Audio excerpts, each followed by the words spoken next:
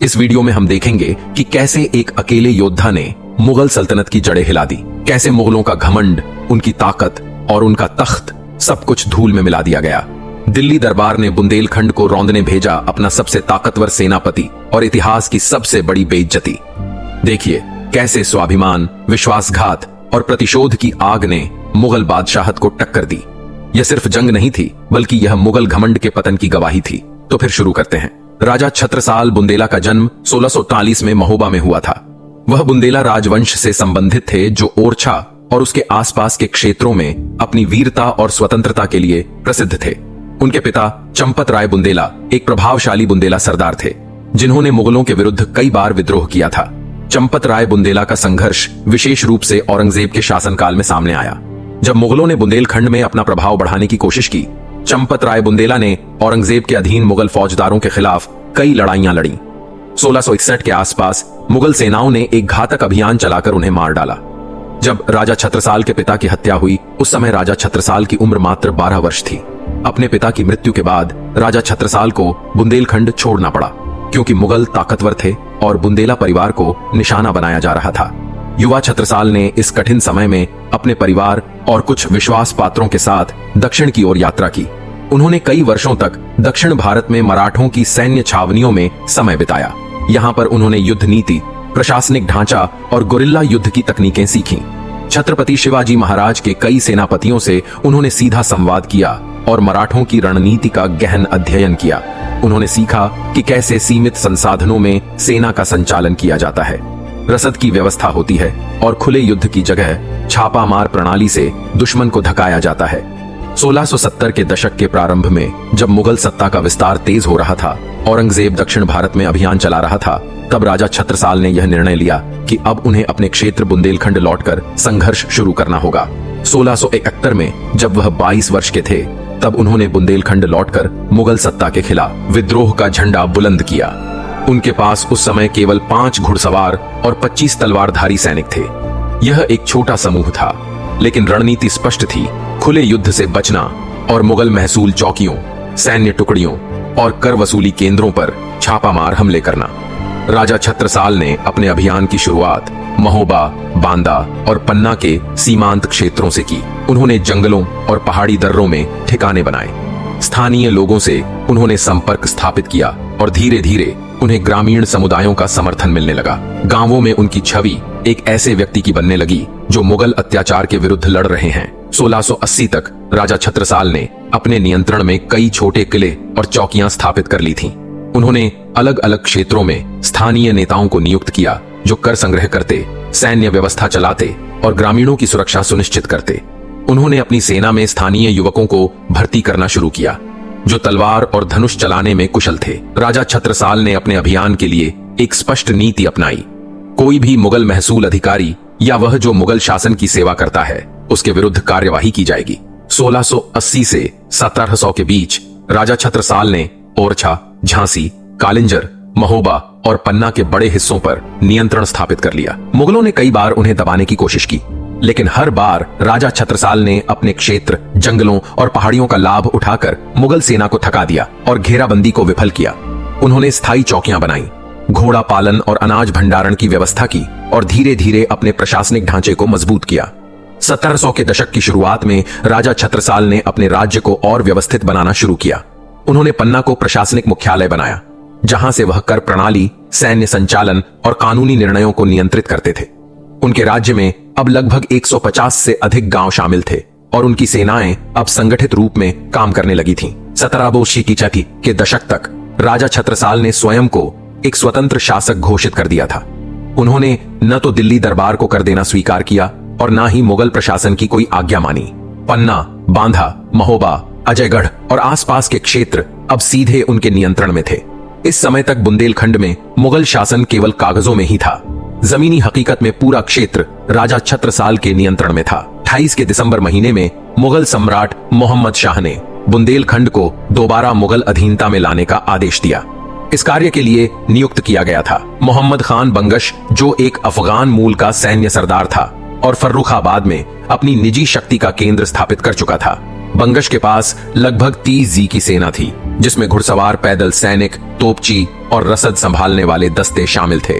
उसने 3 दिशाओं से बुंदेलखंड में कूच किया, कालिंजर, पन्ना और खुद जयपुर की ओर। उसका मुख्य निशाना राजा छत्रसाल का किला था। 10 दिसंबर 1728 तक बंगश की सेना जयपुर पहुंच चुकी थी। उसने 3 दिशाओं से घेराबंदी की। उत्तर दिशा से तोपें तैनात की गईं, पश्चिम दिशा से रसद और मार्गों को बंद कर दिया गया और दक्षिण दिशा से जंगलों को घेरकर वहां तेज घुड़सवारों को तैनात कर दिया गया। किले के भीतर लगभग 4000 सैनिक थे। रसद केवल 20 दिन की बची थी और पानी के सोर्स भी दुश्मन के कब्जे में जा चुका था। बंगश की घेराबंदी केवल एक बाहरी युद्ध नहीं थी, यह एक आंतरिक परीक्षा भी थी, जिसमें राजा छत्रसाल को अपनी ही धरती के लोगों की निष्ठा परखनी पड़ी। जैसे जैसे बंगश की सेना ने बुंदेलखंड को चारों ओर से घेरा और रसद आर्ग बंद किए, वैसे वैसे कुछ पुरानी मित्रताएं और सहयोग धूमिल होने लगे। युद्ध की आग में कई जमींदारों, सीमांत सरदारों और ग्राम प्रधानों की आत्मा पिघलने लगी और वे वही रास्ता चुने जो इतिहास में हमेशा गद्दारी कहलाया है। कुछ ने बंगश के दूतों से गुप्त रूप से संपर्क साधा। किसी ने अपने गांव का नक्शा मुगल शिविर तक पहुंचाया, तो किसी ने जंगलों की पगडंडियों और छिपे हुए जल स्रोतों की जानकारी मुगलों को दे दी। बदले में उन्हें जागीर, धन या मुगल संरक्षण का झूठा वादा मिला। राजा छत्रसाल इन घटनाओं से अनजान नहीं थे। वह जानते थे कि संकट के समय ही असली मित्र और साथी में अंतर दिखता है, लेकिन उन्होंने सब्र रखा। उन्होंने युद्ध से पहले अंदर की सफाई नहीं की, क्योंकि उनके लिए उस समय बुंदेलखंड की रक्षा पहली प्राथमिकता थी। उन्होंने अपने पुराने मित्र को याद किया और 12 दिसंबर को राजा छत्रसाल ने एक दूत को पेशवा बाजीराव के पास भेजा, जो रास्ते में पकड़ा गया और मार डाला गया। फिर एक अन्य दूत व्यापारी के वेश में भेजा गया, जो जंगलों और घाटियों को पार करता हुआ जनवरी 1719 के पहले सप्ताह में पुणे पहुंचा। उसके पास राजा छत्रसाल का पत्र था, जिसमें लिखा था, मित्र बाजीराव, मैं उसी दशा में हूं जैसे हाथी मगरमच्छ के फंसने पर होता है। मेरी जाति नाश की ओर है, आओ और मेरी रक्षा करो। पेशवा बाजीराव ने बिना विलंब के तुरंत योजना बनाई। 2000 घुड़सवार तैयार हुए, रसद, तोपखाना और अधिकारी नियत हुए। मराठा सेना ने बुरहानपुर, कालपी और झांसी मार्ग से प्रवेश किया। उन्होंने बंगश की रसद चौकियों को नष्ट करना शुरू किया। अनाज के गोदाम जलाए गए, चारा रोका गया, हथियारों की आपूर्ति बंद की गई। उसी दौरान जब जयतपुर का युद्ध अपने चरम पर था और बंगश की सेना रसद और मनोबल दोनों के संकट में घिरी हुई थी, तभी बंगश ने एक आखिरी कूटनीतिक चाल चलने का प्रयास किया। उसने एक गुप्त दूत के माध्यम से राजा छत्रसाल के पास संदेश भेजा, एक संधि प्रस्ताव जो ऊपर से आकर्षक लेकिन भीतर से एक गहरी साजिश थी। इस पत्र में बंगश ने राजा छत्रसाल को यह प्रस्ताव दिया कि यदि वह मराठों से अपना गठबंधन समाप्त कर दें और बुंदेलखंड में अकेले शासन करने का मार्ग चुने, तो बंगश घेराबंदी तुरंत हटा लेगा। साथ ही उसने यह वादा भी किया कि बुंदेलखंड के कुछ क्षेत्र उन्हें स्थायी रूप से सौंप दिए जाएंगे और मुगल दरबार से उन्हें मान्यता भी दिलवाई जाएगी। यह प्रस्ताव दरअसल बंगश की बढ़ती हताशा का परिणाम था। वह भली भांति समझ चुका था कि राजा छत्रसाल और पेशवा बाजीराव की संयुक्त शक्ति को सैन्य बल से परास्त करना अब संभव नहीं रहा। वह अब युद्ध के मैदान से नहीं, चालबाजी के माध्यम से विजय की उम्मीद कर रहा था। लेकिन राजा छत्रसाल ने इस प्रस्ताव को पढ़ते ही अस्वीकार कर दिया। छत्रसाल जानते थे कि यदि उन्होंने इस प्रस्ताव को स्वीकार किया तो वह बुंदेलखंड की आत्मा को गिरवी रख देंगे। उन्होंने इसे एक ऐसा विश्वासघात माना जिससे न केवल उनकी प्रतिष्ठा बल्कि समूचे बुंदेला वंश की स्वतंत्रता संकल्पना पर प्रश्न चिन्ह लग जाएगा। उन्होंने तुरंत संदेशवाहक को वापस लौटा दिया और अपने सेनापतियों को आदेश दिया, अब यह युद्ध केवल भूमि के लिए नहीं बल्कि उस मर्यादा और आत्मगौरव के लिए है जो पीढ़ियों से हमने जिया है। इस फैसले ने बंगश की मुसीबतों को और ज्यादा बढ़ा दिया। फरवरी के अंत तक बंगश की सेना संकट में आ चुकी थी। पानी, भोजन और गोला बारूद की भारी कमी थी। सैनिकों में असंतोष बढ़ा। मार्च के पहले सप्ताह में पेशवा बाजीराव ने बंगश की छावनी पर सीधा हमला किया। सैकड़ों मुगल सैनिक मारे गए, रसद केंद्र ध्वस्त हो गया और बंगश जयतपुर की पह आड़ियों की ओर भाग गया। उधर किले में बंद राजा छत्रसाल ने भी अब बाहर निकलकर हमला बोला। बुंदेला और मराठा सेनाओं ने मिलकर मुगल सेना को पूरी तरह घेर लिया। बंगश ने 20 मार्च को आत्मसमर्पण की शर्त भेजी कि उसे और उसकी सेना को सुरक्षित जाने दिया जाए। शर्त यह रखी गई कि वह दोबारा बुंदेलखंड नहीं लौटेगा। 28 मार्च 1719 को बंगश की सेना पीछे हटी और कालपी मार्ग से क्षेत्र छोड़ दिया। बंगश की वापसी के बाद बुंदेलखंड में 3 महीने की घेराबंदी और संघर्ष का अंत हुआ। राजा छत्रसाल ने किले से बाहर निकलकर अपने प्रमुख सेनापतियों को आदेश दिया कि बंगश द्वारा कब्जे में लिए गए क्षेत्रों को तुरंत वापस लिया जाए। पन्ना, कालिंजर और बांधा की चौकियां फिर से बुंदेला नियंत्रण में आईं। मुगल प्रशासन द्वारा नियुक्त अधिकारी या तो भाग गए या पकड़े गए। जयपुर की हार के बाद मोहम्मद खान बंगश जैसे तैसे अपनी बची खुची सेना के साथ फर्रुखाबाद लौटा, लेकिन अब वह वही सेनापति नहीं रह गया था जिसकी वीरता और शक्ति की चर्चा दिल्ली दरबार में होती थी। उसकी पराजय ने न केवल मुगल साम्राज्य की सैन्य साख को गहरी ठेस पहुंचाई, बल्कि व्यक्तिगत रूप से उसकी प्रतिष्ठा भी पूरी तरह ध्वस्त हो चुकी थी। दिल्ली दरबार में उसकी वापसी का स्वागत नहीं हुआ, न कोई सम्मान, न कोई पूछ। कई दरबारी उसे बुंदेलखंड की विफलता का जिम्मेदार ठहराने लगे। बुंदेलखंड की असफलता को एक ऐसे सैन्य कलंक के रूप में देखा गया जिससे मुगल प्रतिष्ठा को भारी क्षति हुई थी। इसके बाद बंगश ने दोबारा किसी भी बड़े सैन्य अभियान का नेतृत्व नहीं किया। उसकी शक्ति अब केवल कागजों में सीमित रह गई थी और फर्रुखाबाद में भी उसकी पकड़ कमजोर पड़ने लगी थी। बुंदेलखंड से मिली हार ने उसकी सैनिकत्वाकांक्षा को जड़ से काट दिया था। अब तक जिसे केवल एक विद्रोही या स्थानीय सरदार के रूप में देखा जाता था, उसे अब एक पूर्ण सैन्य शक्ति के रूप में स्वीकार किया जाने लगा। बंगश जैसे सेना नायक की हार ने यह स्पष्ट कर दिया कि बुंदेलखंड अब केवल प्रशासनिक संकट नहीं था, बल्कि वहां एक संगठित, स्वाभिमानी और शक्तिशाली सत्ता उभर चुकी थी जो मुगल आदेशों को मानने को तैयार नहीं थी। कुछ दरबारी इतिहासकारों और समकालीन मुगल रिकॉर्डों में संकेत मिलता है कि दिल्ली दरबार ने उस समय बुंदेलखंड में नियंत्रण फिर से स्थापित करने के लिए किसी नए सेनापति को भेजने की योजना भी बनाई थी। जीत के बाद राजा छत्रसाल ने वह मौन तोड़ा जो उन्होंने जानबूझकर साधा था। जैसे ही बुंदेलखंड स्वतंत्र हुआ और जयपुर की दीवारों पर मराठा ध्वज फहराया गया, पन्ना में एक विशेष दरबार बुलाई गई। वहां उन लोगों की सूची प्रस्तुत की गई जिन्होंने युद्ध के समय मुगल सेना से संधि की थी या उनका साथ दिया था। यह वे नाम थे जो कभी राजा छत्रसाल के साथ भोजन करते थे, युद्धों में साथ खड़े रहते थे, लेकिन संकट की घड़ी में दुश्मन के सामने झुक गए थे। फैसला कठोर था लेकिन न्यायपूर्ण।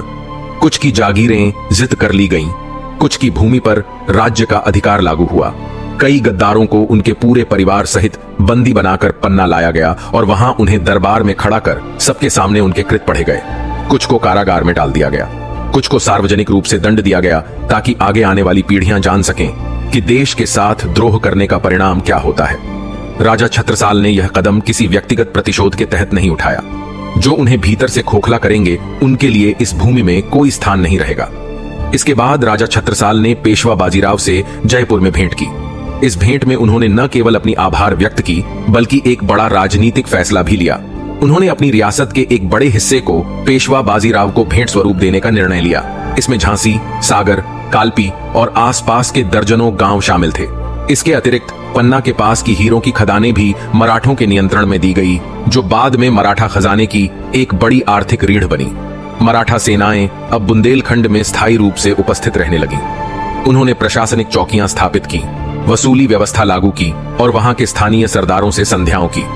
पेशवा बाजीराव ने इस अवसर का लाभ उठाते हुए बुंदेलखंड को मध्य भारत में मराठा साम्राज्य का प्रवेश द्वार बना दिया। बंगाल, अवध और इलाहाबाद की दिशा में सैन्य मार्ग अब मराठों के लिए खुल गए थे। राजा छत्रसाल ने शेष जीवन पन्ना में ही बिताया।